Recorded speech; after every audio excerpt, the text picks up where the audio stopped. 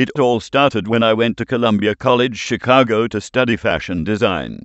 I didn't actually know anything about fashion. I just went because I've already bought everything that had fit me at the Nordstrom's at the Glen Ellen Mall with my dad's six-figure salary. Swag. I lived at the University Center and met a group of guys who changed my life. We would usually circle jerk to a David Lynch film, sit our favorite 17th century existentialist beat poem, and contemplate starting a band after listening to an Animal Collective record. Swag. We thought if Fiddler can start a band after listening to Waves, and if Death Grips can start whatever the hell they are after listening to the Insane Clown Posse, then we could start a band as well. We are an all-male feminist death rock group called Gothic Cleavage. Swag. Gothic Cleavage sucked, but it didn't matter. I was only in it for the pussy, and it worked. I got more ass than a Taco Bell toilet seat.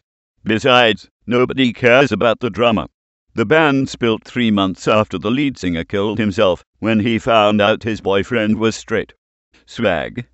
After Gothic Cleavage ended, I transferred to SAIC to be a real artist in a real world, and by that I mean I did plaster castings of dicks for a good 8 months, because I thought it would shock people enough to be considered a good artist. Turns out, everyone there does that. Swag. I left SAIC because I was frustrated that there weren't any young Republican clubs. I was frustrated because those ignorant hicks at SAIC failed to realize how much genius it takes to perform a masterpiece like right-wing television journalism. Glenn Beck is Jesus. Swag. When I left SAIC, life was nothing to me but a ping-pong ball of confusion or misery. If I wasn't confused to the point of anger, I was miserable, and if I wasn't miserable, I was confused to the point of anger. Life is wonderful like that sometimes. Swag. Swag. Swag. Now you might be asking yourself either one or two questions.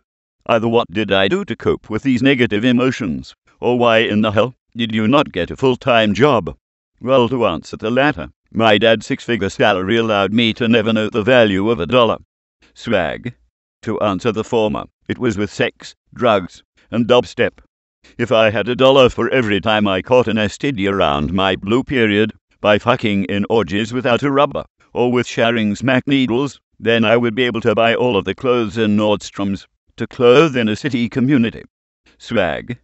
It wasn't the sex and drugs that destroyed my life. No. It was that god-awful dubstep music. That dial-up internet connection music gave me so much brain damage that I was unable to perform a plaster cast of another dick. My life as a Chicago artist was over. Swag. Swag. Swag. If there's any moral to my pointless story, it's don't do dubstep. It will damage your brain forever.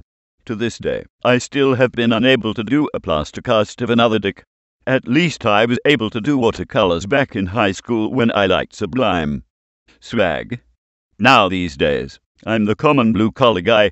I work as a male stripper and I twerk my nights away until I can afford rent, food, Nordstrom's clothing, and my gym membership.